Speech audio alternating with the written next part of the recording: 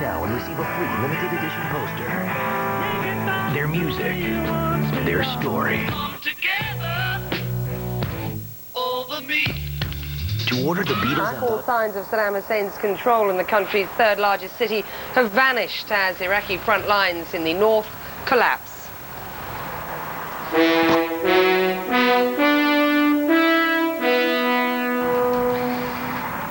Hello and welcome. This is CNN's coverage of the war in Iraq. I'm Becky Anderson reporting from Kuwait City.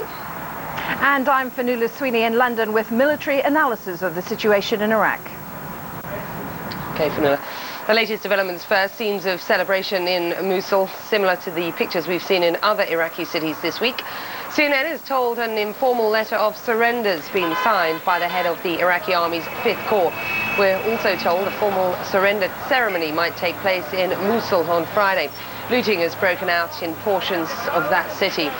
Celebrations also in Kirkuk, where US forces have now joined Kurdish fighters that have taken over that northern city. In the last few moments, one of our correspondents there has confirmed US forces are now moving to secure Kirkuk's oil fields. Turkey's told Washington it doesn't want armed Kurds remaining in the oil-rich city. It's believed that with US troops entering Kirkuk in force, Kurdish fighters will now pull back. We told our Turkish brothers yesterday through our official channels that Kirkuk is an Iraqi town. It is a town of Kurds, Turkmens, Kurdo-Assyrians and Arabs, and it will be in the hands of the coalition forces as soon as these forces will arrive. Well, as Iraqi forces gave up Mosul and Kirkuk, thousands of Iraqi soldiers streamed south towards Baghdad, having shed their uniforms. They say they're going home after being abandoned by their leaders. US military officials say Iraqi loyalists may be hunkering down in Saddam Hussein's hometown of Tikrit. Coalition forces continue to bombard areas in and around that city. There's concern Iraqi forces there may be preparing to make a last stand. Well, 2 days after the fall of Baghdad, the Red Cross is operating once again in the Iraqi capital. US forces have begun trying to control looting there and are working to disarm the city, said to be bristling with weapons.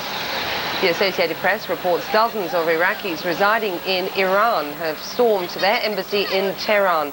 They reportedly smashed photographs of Saddam Hussein, but they also apparently voiced opposition to the possibility that the US will control the Iraqi government that replaces him. Well, for more now on some of those stories, Iraqi forces appear to have abandoned Mosul, the country's third largest city. CNN's Jane Araf is in the city and she joins us now with the latest from there. Jane.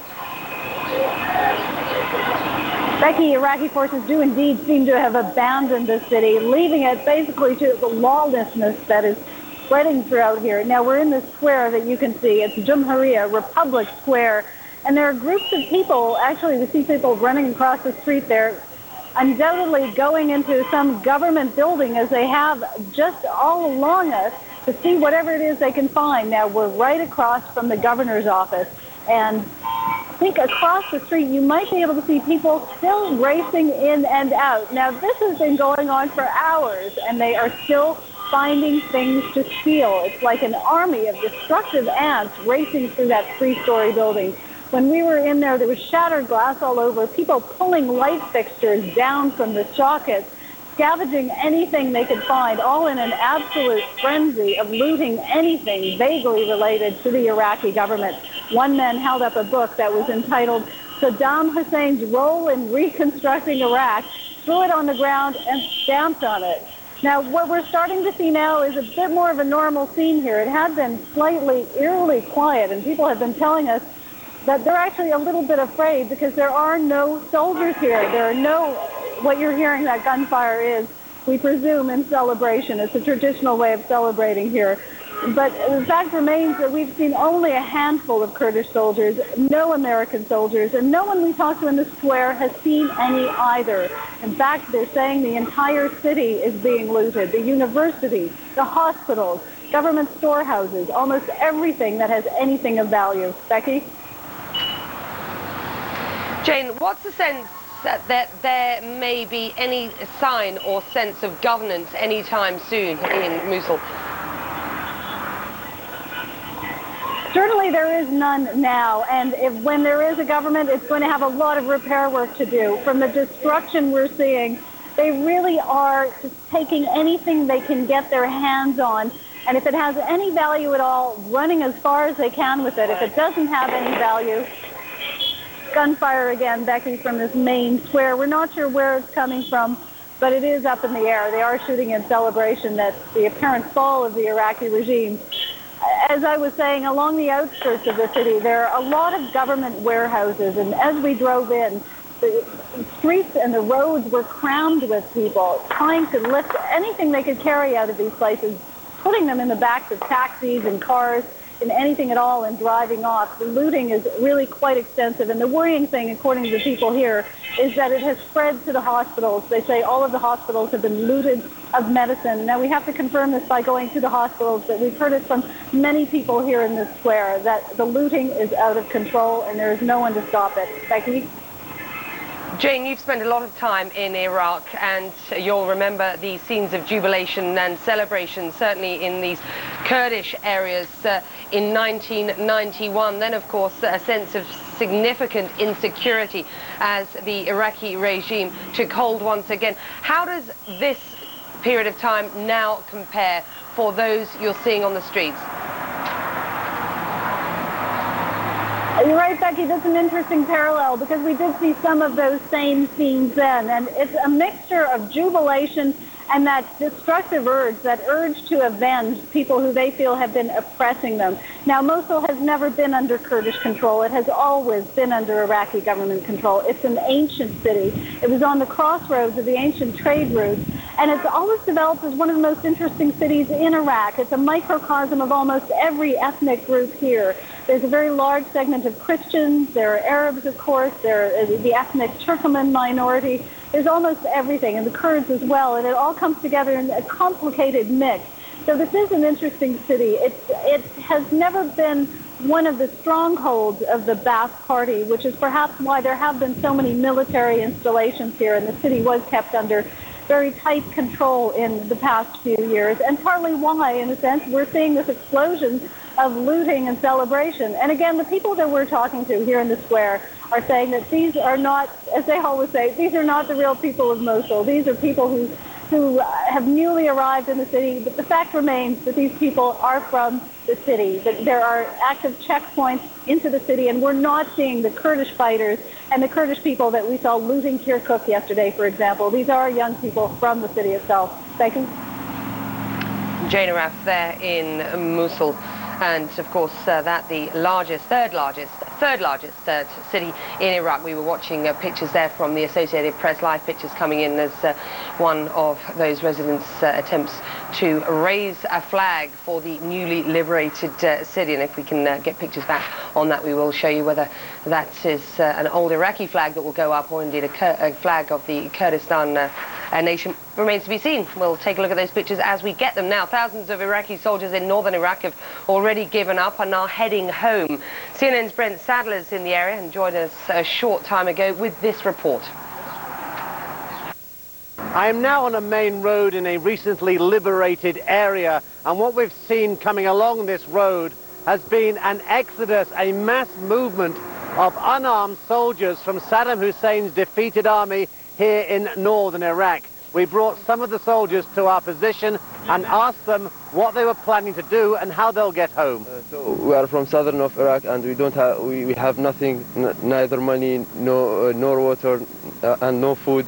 So we are going to walk to southern of Iraq if you will not find any cars or any means to get there. You could see that many of the men were not wearing boots. Some of their feet they complained about being cracked and blistered, a grueling journey ahead. But they said they were nevertheless thankful that the collapse of Saddam Hussein's army meant that their conscripted life as soldiers under the command and control of the former Iraqi dictator was now well and truly over. Now, they gave some incredible inside accounts of what it was like to serve in the Iraqi Northern Army over the past few weeks. They said they had been forced to fight at gunpoint. They said that their officers had run away several days ago, but not before confiscating their identification papers. Now, you can't travel in Iraq under the old regime without travel papers. So, in effect, that forced the soldiers to stay in their positions. Now, they looked in reasonably good shape, did not seem to pose any sort of security threat. This was an exodus, a peaceful exodus, moving, drifting along this road. Now, they were, however, clearly news-starved. Many of them did not know the magnitude of events that have been taking place over this past few days.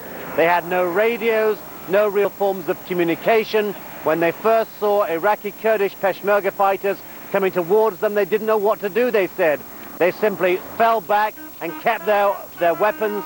But then when it became clear they were going to be overrun, they did hand over their weapons, surrendered, and then were checked, very, very lightly checked. So really an unsupervised movement, no American military presence on the ground, and the Kurds themselves, the Iraqi fighters, paying little interest now that their former enemy was on a long walk to freedom, going back home to southern Iraq. Brent Sadler, CNN, near Kifri in northern Iraq. Well, Turkey's expressed concern about Kurdish Peshmerga fighters moving into Kirkuk and surrounding villages. Turkey's fears there will be unrest amongst its own Kurdish population if Iraqi Kurds try to set up a new state. Bu takip neticesinde bazı ufak grupların When I was leaving the ministry, I told you everything is being followed very closely. At the end of this follow-up, we have been told by our sources that some small groups entered Kirkuk. I have talked a few moments ago with U.S. Secretary of State Colin Powell, and I reminded him the guarantee that he gave us here. He told that they are also watching Kirkuk, and in a few hours they would send new U.S. parachute forces to Kirkuk, and that they would not let any de facto happen. I don't want to go into any details now, but their word is valid. They have declared this so, and we are pursuing mutually the incidents. Well, the U.S. has invited Turkey to send military observers into Kirkuk to, quote, see for themselves that U.S. special forces are in control. Some news just coming into CNN Center. Let me bring that to you. News out of Nasiriyah, which of course is in central Iraq. Reuters reporting that U.S. Marines have said they've killed 2 children at a checkpoint in Iraq Friday when the driver of a vehicle in which the youngsters were traveling ignored warnings to stop. That, of course, creating fears of a suicide attack. This report being attributed to Captain J. De La Rosa, who's a spokesman for the 15th U.S. Marine Expeditionary Unit in the southern city of Nasiriyah.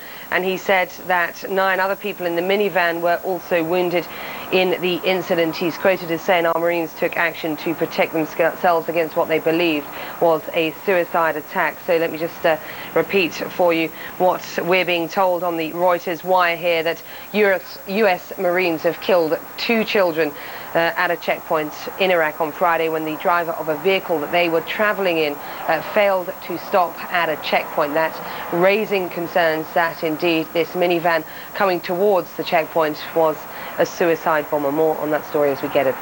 Well, in Baghdad, there are concerns that a power vacuum is giving rise to spreading lawlessness. For more on that situation, we're joined by CNN's Martin Savage. Martin. Hello again, Becky. Giving some credence to what the military has been saying here regarding the threat of suicide attacks. The Marines have been alerted that international Arabs or non-Iraqi Arabs have been coming into this country, perhaps with the intent of trying to strike out against members of the U.S. military that are now obviously entrenched here in the city of Baghdad. There is certainly a great deal of concern now, not so much about fighting as there is about the threat of terrorism. We were going to mention to you that things had gotten quiet in Baghdad. We hadn't heard any gunfire in a while, and then no sooner had I got that thought in my head when shots rang out again. It is almost not continuous gunfire, but you hear it crackling off all around us here. It's gotten to a point that the Marines that monitor this checkpoint right outside the Palestine Hotel don't even look up anymore. They've grown so accustomed to it, they clearly don't believe it is a direct threat. But there is a lot of weaponry in this town, and apparently no shortage of people willing to still try and use it. Regarding the security situation, that is the dark cloud that hangs otherwise over a city that now has a blue sky. And that security issue is one that the military is trying to address today on 2 fronts. Obviously, you have military forces that continue to expand and strengthen their position within the city itself. taking up checkpoints, mounting patrols. Then on top of that, they know that part of getting the city back to normal security-wise is trying to reestablish the normalcy of life. And to do that, you need basic elements for people's subsistence inside a city. You need electricity. You need water supplies. You need sanitation taken care of. You need police officers on the street. You need a basic form of government to supply the normalcy that will then, the military believes, begin to satisfy the public's need for a sense of calm and a sense of getting on with life. So they are putting out a call to the representatives in the city now, saying, if you're a police officer, please return to your police post. If you are involved in any of the functions of the city, please come back to your job. The hard part is, how do you get that message out when there, as we said, is no electricity? And you have to wonder if people do listen to radio or whether there is any television whatsoever to get the message out to the people that need to hear it. They have said that they may resort to going through the streets with loudspeaker systems, or they may resort to trying to broadcast over short wave frequencies to reach the public. Becky? As a result of the sense of insecurity and lawlessness, the Red Cross had in fact suspended their operations in Baghdad. We're told now that those operations continue once again. What is the sense so far as the humanitarian situation is concerned, around the hospitals, for example? Well, we do know that the hospitals were, even at the beginning of this conflict, in very dire straits, and that has only gotten significantly worse with the conflict, with the bombing, with the casualties, and now with this sense of lawlessness. There were reports that some of the hospitals themselves had been the target of looting. The International Red Cross is here and trying to organize. Doctors Without Borders is also here and trying to organize. And the critical element here is not only getting their supplies into the city of Baghdad, that probably logistically can be done.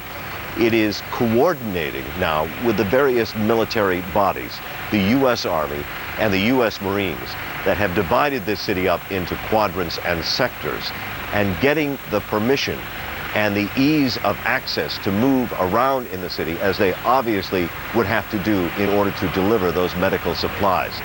That's why you're having meetings now between the International Red Cross and Doctors Without Borders with military personnel. And the colonel that's in charge of this particular sector has said that it is a priority now to get the lights on, to get the water flowing, and to get the medical needs taken care of. So once the city has been taken, as it has been, and once the fighting is over, establishing security and the basic needs of life for a population that is in the millions has now apparently stepped to the forefront for military commanders. Becky? Martin Savage in Baghdad. Well, to the south, in Iraq's second city, Basra, has seen its share of security problems. Clerics in Basra are asking coalition forces to prevent looting and to impose a curfew to stop gangs roaming the city. Although British forces say Iraq's second city is under their control, they've also said they don't have the manpower to act as police. Coalition troops have offered a weapons amnesty as part of efforts to pacify the city. Since Wednesday, about a third of doctors in the local hospital have, for example, stayed away from work, choosing instead to stay at home and protect their families from looting. Hospitals in Baghdad could receive much-needed supplies soon. A truckload of medicine and supplies from the relief organization Oxfam is expected to leave for Baghdad shortly. A spokesman for Oxfam says the aid can't get there soon enough. The picture is pretty grim. I mean, Baghdad, as you know, the Red Cross have had to suspend operations. They can't move around, and one of their own staff was killed 2 days ago. And looting is happening in hospitals there. I mean, in a sense, that's not surprising. The city is in a state of flux. But much further south, I mean, we keep hearing about Qasr and the success there. I mean, this is a city that was pacified 3 weeks ago, yet we're seeing really worrying cases of diarrhea among children, 10 times the normal rates, despite the fact that this is a city which is, you know, at the forefront of the aid delivery. It's right on the coast. Meanwhile, the International Committee of the Red Cross has resumed its operations in Baghdad, but the ICRC says Iraqi hospitals now fear that the chaos and looting will keep sick and injured people from seeking treatment. Stay with us. CNN's coverage of the war in Iraq resumes after the break.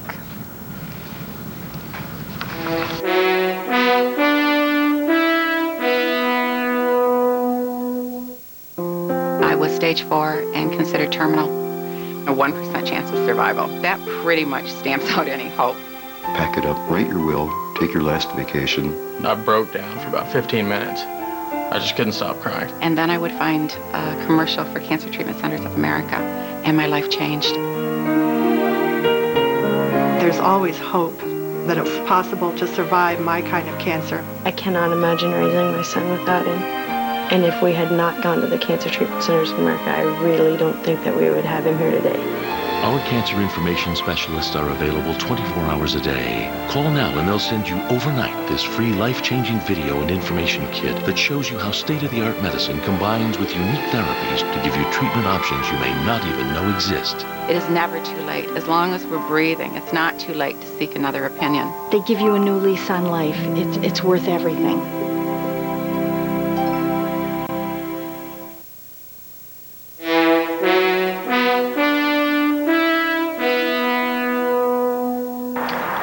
A warm welcome back to our continuing coverage of the war in Iraq. The latest developments for you. Reuters is currently reporting that US Marines are saying they killed 2 children at a checkpoint when the driver ignored repeated warnings to stop.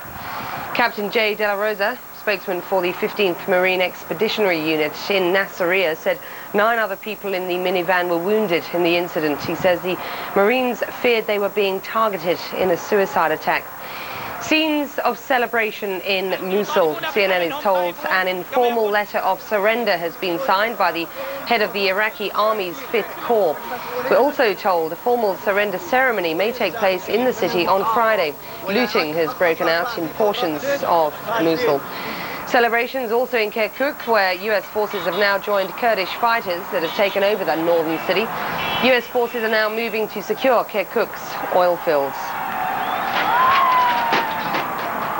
Well, the United States is reassuring Turkey that US troops will shortly replace Kurdish fighters who are poised to leave key towns in northern Iraq.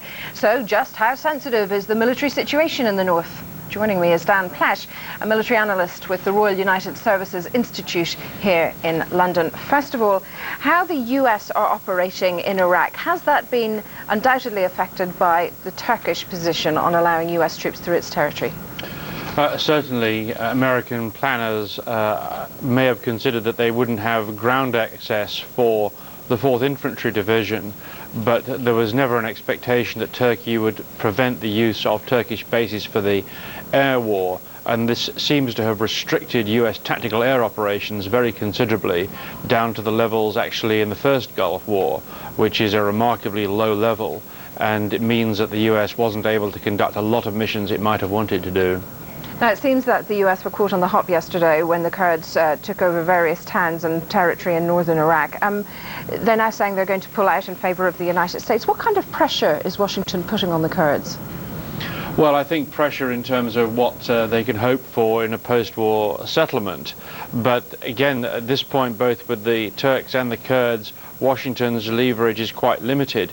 Nobody assumed for a minute that Washington would be unable to get Turkish support for the conflict, and I think that the failure of Washington to deliver that politically and diplomatically is a real hindrance on their ability to be seen to be effective politically in the northern part of the country. So it's really caught between a rock and a hard place vis-a-vis the Turks and the Kurds?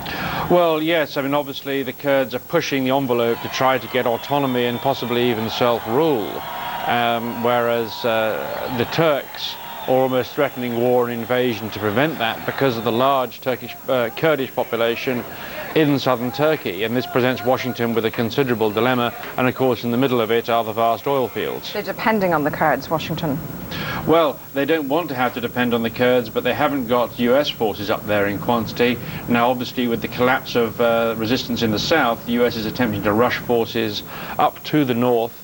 The 4th Infantry Division is heading that way, heading to Tikrit and beyond, but because of the resistance in the south, the US hasn't been able to deploy the 101st Air Assault Division and other substantial air mobile divisions up to the north of the country yet, and that I think has really hampered US operations and given more latitude to the Kurds. We're also hearing reports of fighting near the Syrian border at a town called Al-Qaim, which is strong resistance there apparently to the American Green Berets and British commandos. leaders. They're again highlighting that there will be certain areas that will prove very difficult for the Allies to overcome.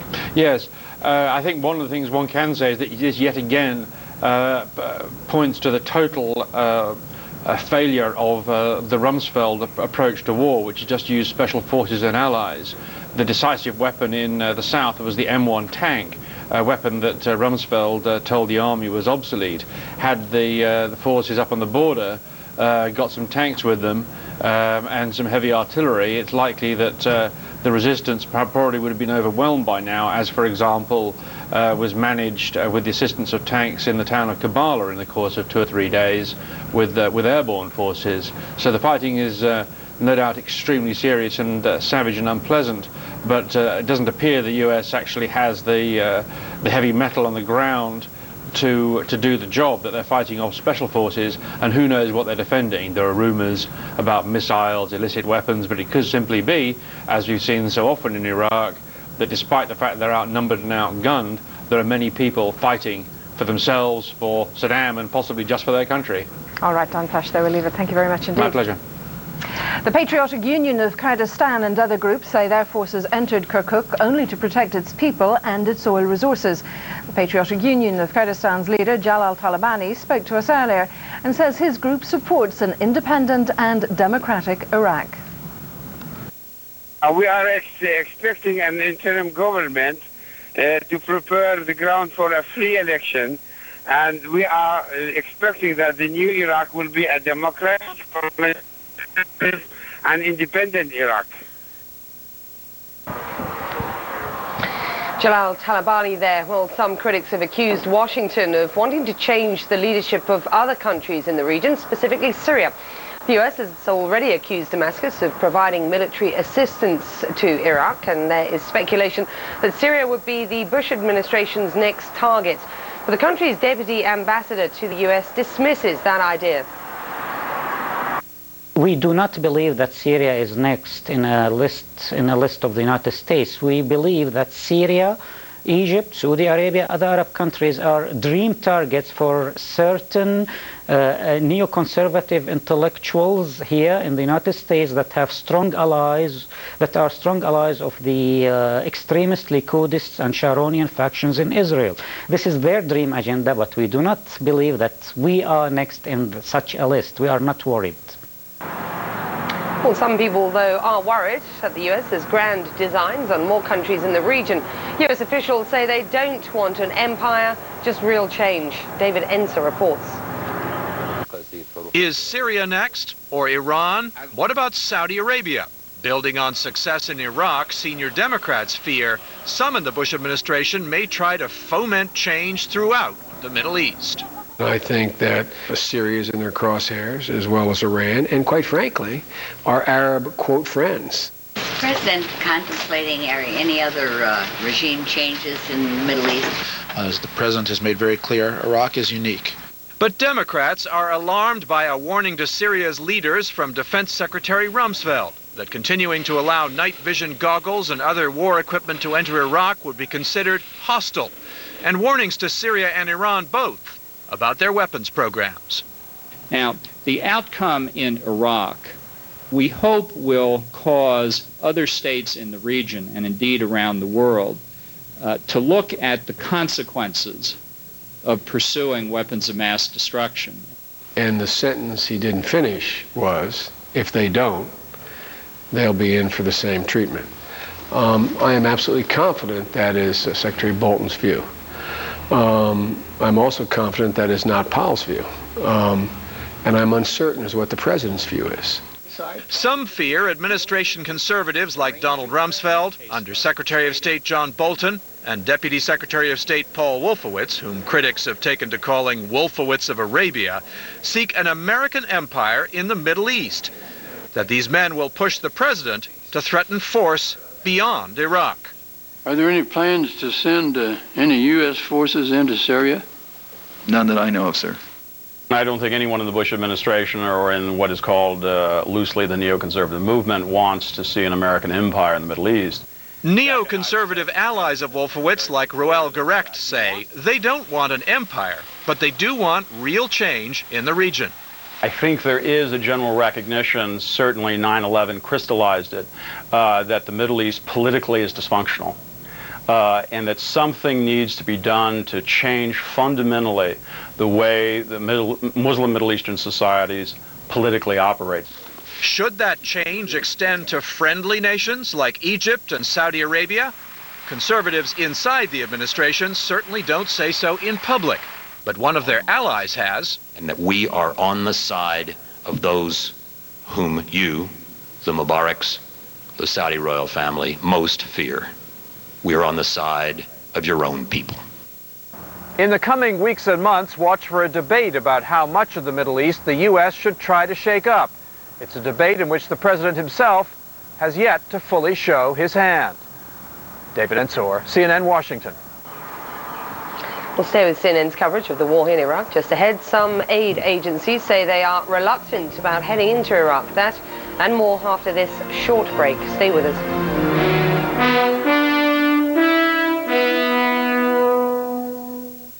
CNN Tonight, she's been covering the war from inside Baghdad, plus the latest from the front lines, only on Larry King Live. CNN Tonight, 9 Eastern. Like to own your own business where all you need to do is go easy with Ameripause, and our business is structured to help you earn big money your first year. It's all thanks to the unique money-making terminals from Ameripause. These point-of-sale or POS terminals are used to swipe credit cards in retail stores, but the Ameripause terminal does so much more. It sells prepaid phone cards, does electronic funds transfers, sells prepaid cellular airtime, and much more. And with every transaction, you make money. Merchants love them because they bring in so much additional money. And we help you partner with the most profitable locations so you make money on every Ameripause transaction. Call now. Ameripause only accepts a limited number of distributors in each county. Your call today could be the beginning of a whole new life. So call now. CNN, the most trusted name in news.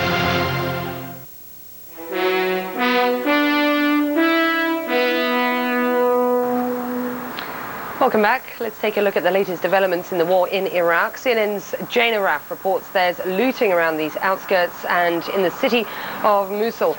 She says all signs of the Iraqi regime are gone. This comes as senior coalition military commanders say the head of the Iraqi army's 5th Corps signed an informal letter of surrender. A public surrender ceremony may take place later on Friday.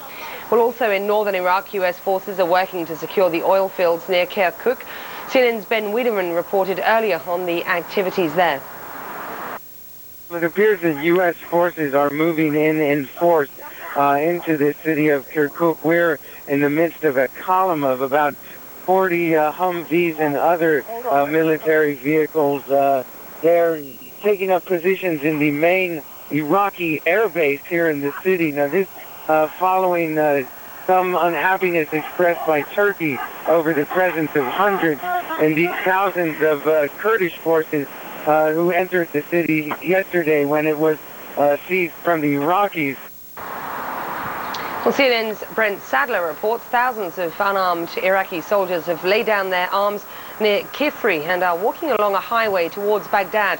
Many of them are shoeless and say they're hungry. Some of the former soldiers told Sadler they'd walked for hours, some for days.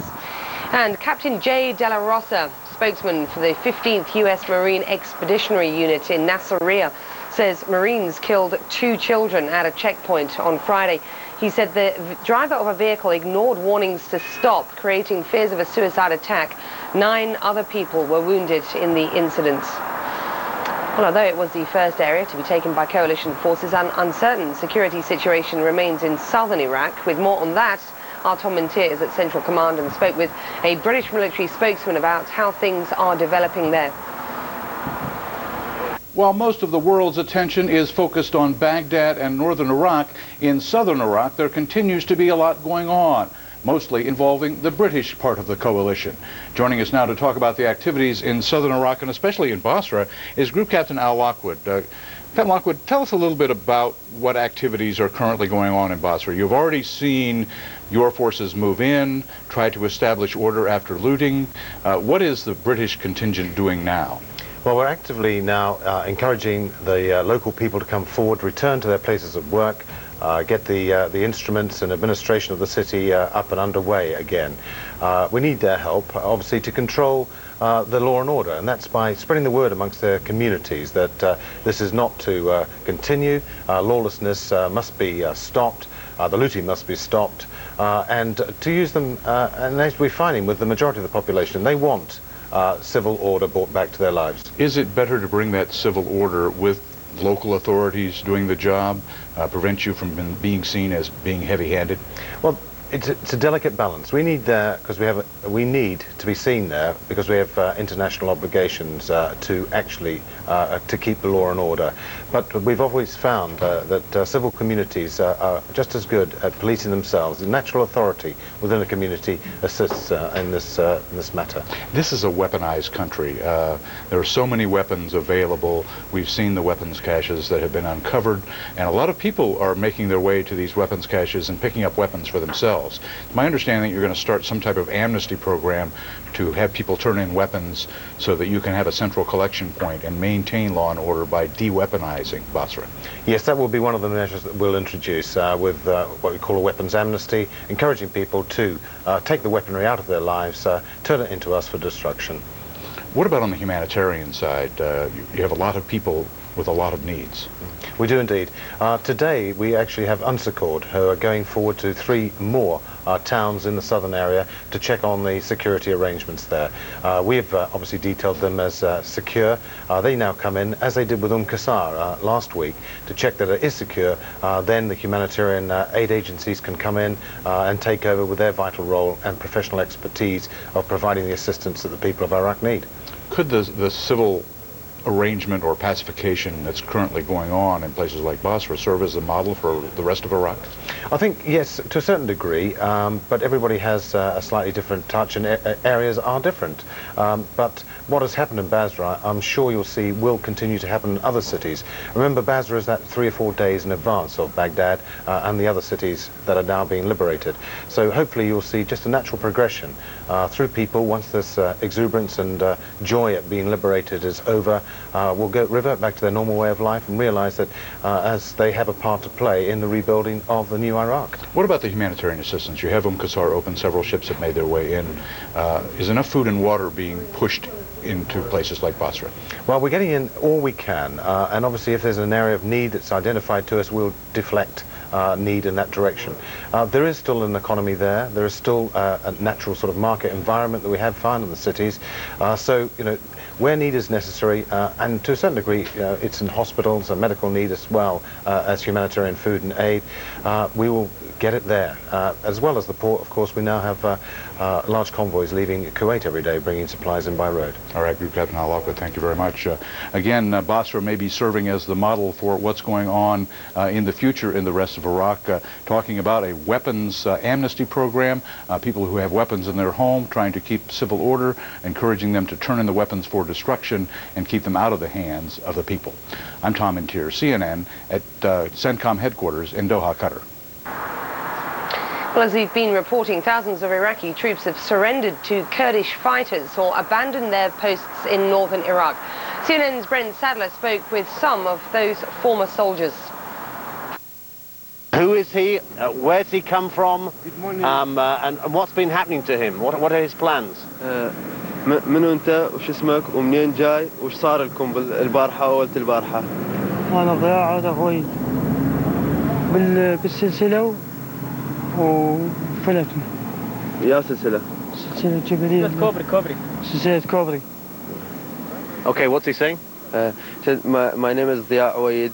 I'm from the mountains chains. And the day before yesterday, I've escaped from that. What sort of have they been eating? How are they going to get home? Some of them are in sandals and bare feet. You know, who's controlling them? You know, what are they doing here?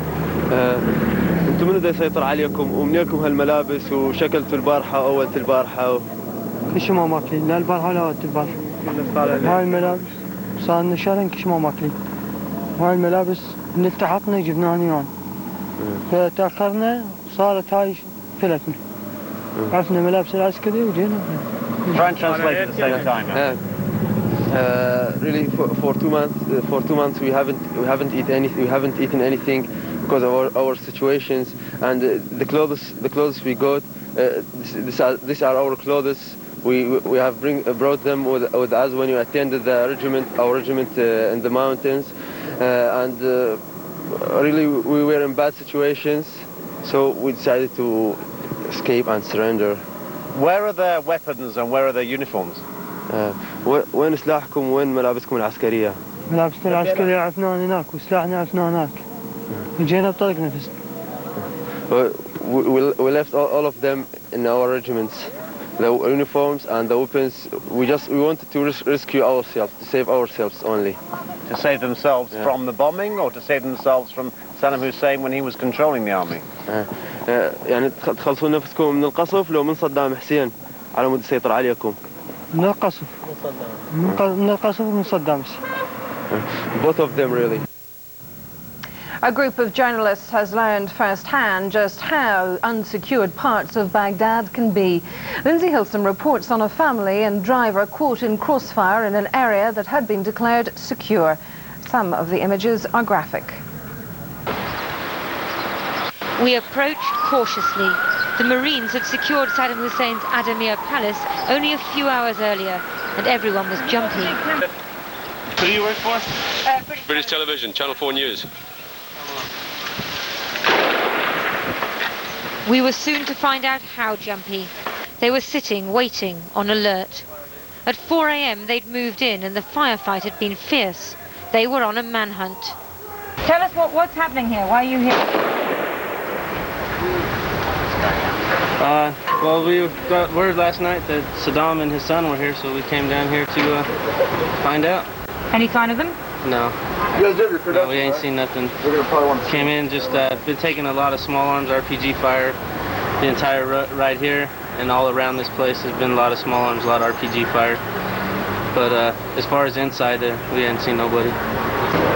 They said there had been shooting from the mosque opposite, now pockmarked with return fire.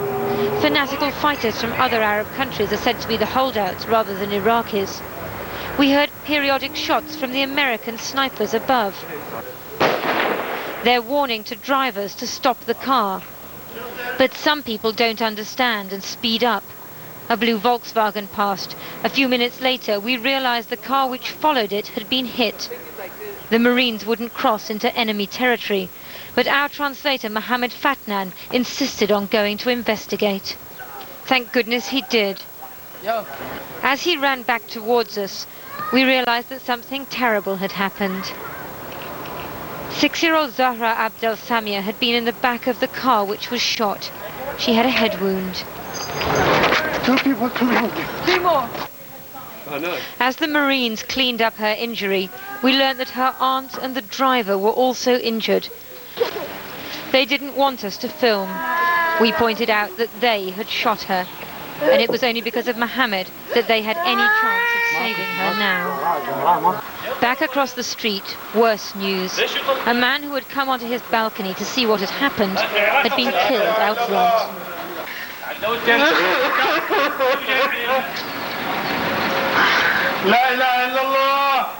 His relatives and neighbours, in shock and disbelief, shouting to God to help them. As they took Zahra on a stretcher to be airlifted to a field hospital, we walked further into the palace compound. There wasn't much left of the luxurious dwelling built at the height of Saddam Hussein's powers in the late 1980s. The Marines were still searching for potential threats. They said 38 of their number had been injured in the morning's fighting. So this is all that remains of one of Saddam's palaces. Now it's a communications centre for the Marines. They've moved in, most of it's destroyed, and whatever's left they'll use. They, of course, are joyous and triumphant. I have to say, after what we've seen with the little girl who was injured and the other people, it's very hard to feel that this is another great day for Baghdad. Suddenly, a rocket-propelled grenade. Inevitably, the snipers on the roof returned fire.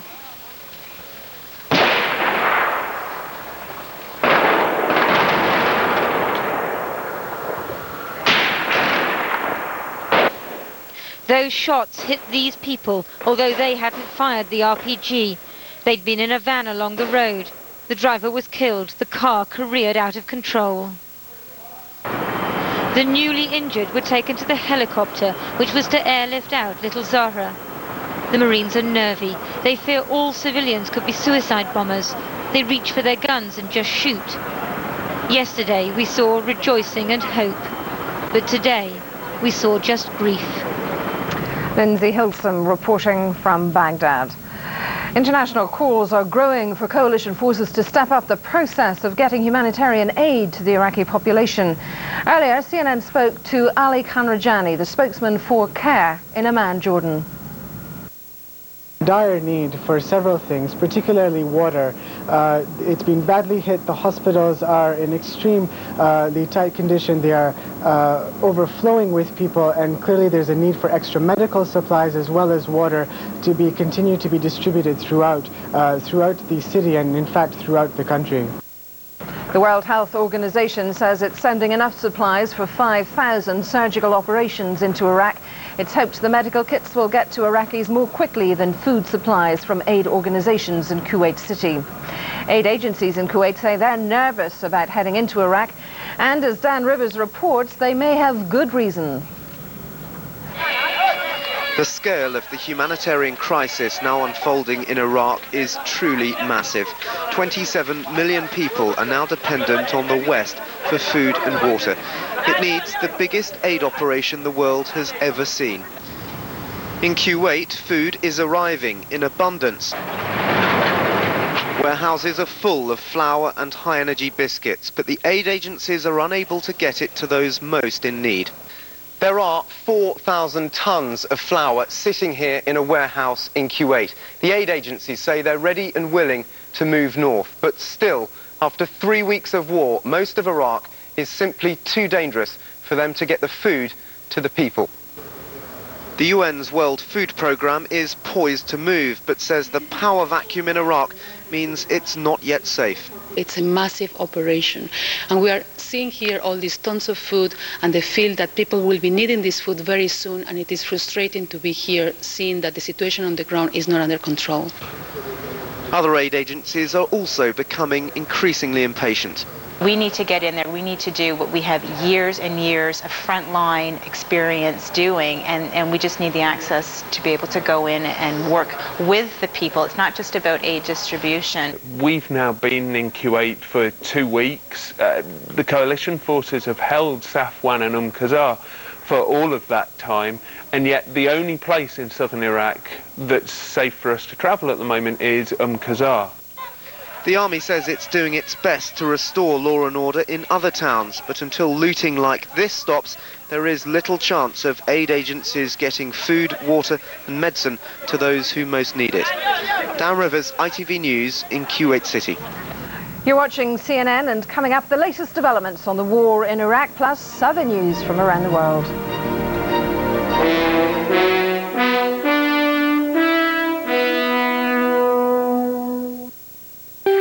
Over 20 years ago, we introduced the first quattro all-wheel drive race car and turned the world upside down. We are about to do it again.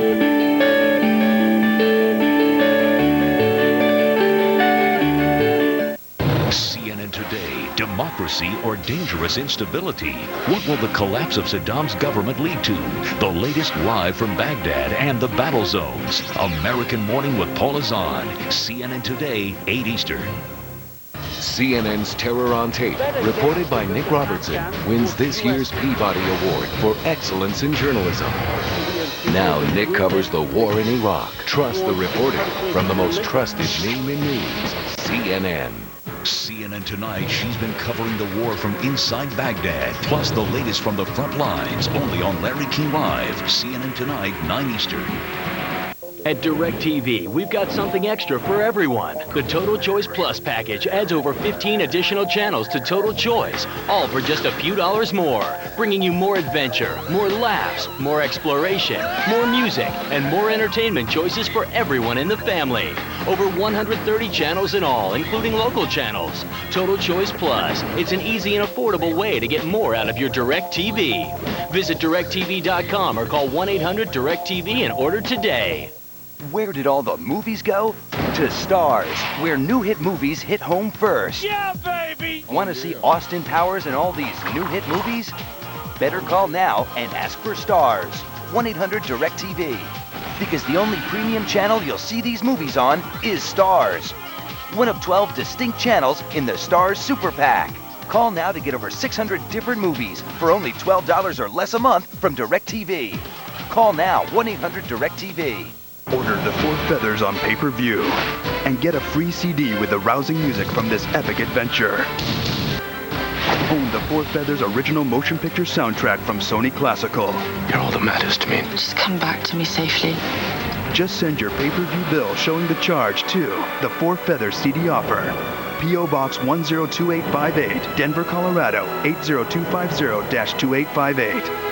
The Four Feathers, rated PG-13, playing on pay-per-view. The new season is here. Choose your weapons with MLB Extra Innings from DirecTV. American or National League. High heat or frozen rope. Gold glove or... With up to 35 out-of-market games a week throughout the regular season. You choose the matchups, the players, the games you want to watch.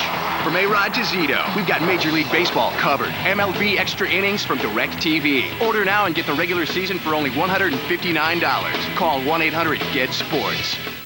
All of them. Good luck to God. Views expressed do not necessarily reflect those of CNN. Some calls have been condensed for the sake of clarity and time constraints.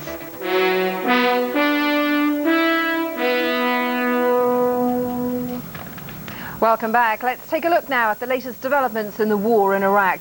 A spokesman for the 15th U.S. Marine Expeditionary Unit in Nasiriyah tells Reuters that Marines killed 2 children at a checkpoint on Friday.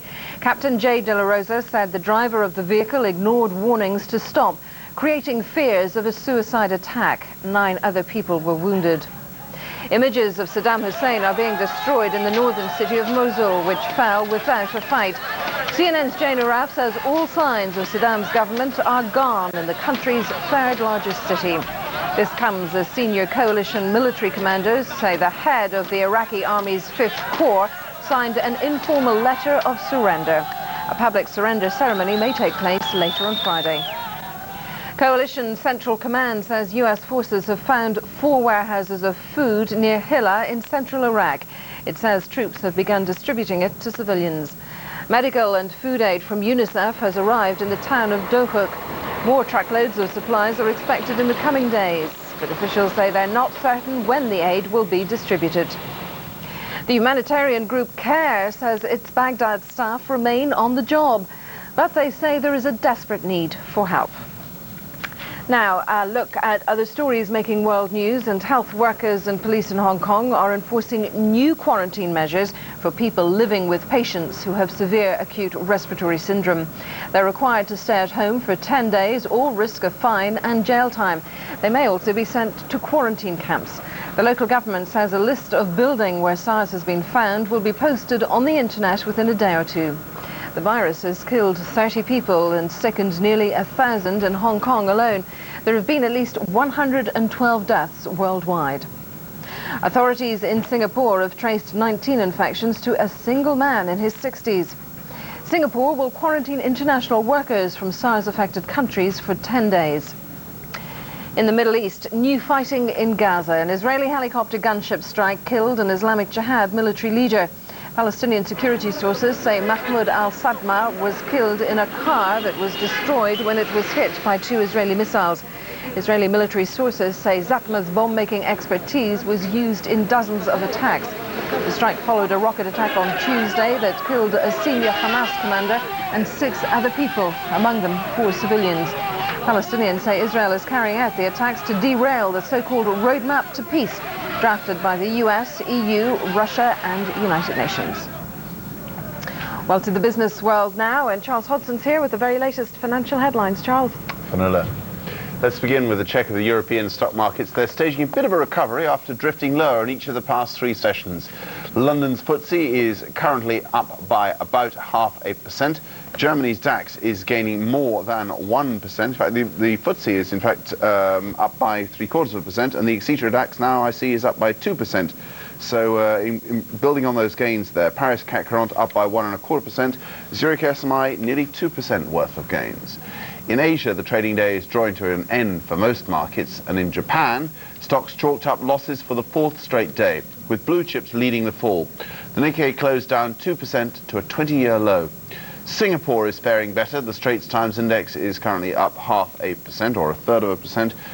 But in Hong Kong, concerns over the outbreak of the severe acute respiratory syndrome, or SARS, have been weighing on the market. After being lower for most of the session, the Hang Seng closed up just 0.25%. The Hong Kong-based airline Cathay Pacific is the latest carrier to reveal the impact of the crisis on the travel sector. The company has issued its first ever profit warning. Passenger numbers are down by 1/3 compared with a year ago. Cathay says that's because of the SARS virus and the war in Iraq. Other international airlines, from Australia's Qantas to Lufthansa of Germany, have said the same factors are damaging their business too.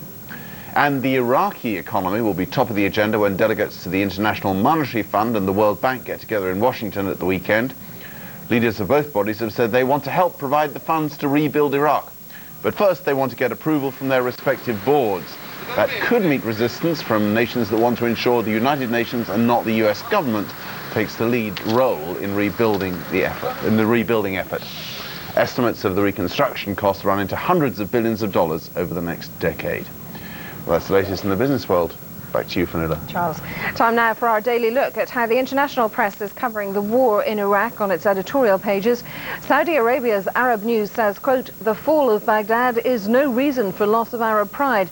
There is no national Arab humiliation. This is not a war between Arabs and the US. It's a war between a dangerous tyrant and the US, whose motives for carrying it out are dubious." And in Lebanon, Ann Nahar's editorial says, America declared it was waging war on Iraq in the name of democracy and freedom and the restoration of the Iraqi people's rights. Now it owes us Arabs a repeat of this campaign to solve the just Palestinian cause. And Sydney's Morning Herald writes, the relief and gratitude that overcame fear in the streets of Baghdad this week is a hopeful sign. It does not, however, translate easily into a post-war Iraq ruled in total congruence with American ideals and policies. Stay with CNN. Our coverage of the war in Iraq continues in just a moment, but we leave you now with live pictures from Iraq's second largest city, Basra, where it is a Friday, of course, the Muslim holy day of prayer. Friday prayers taking place as we speak.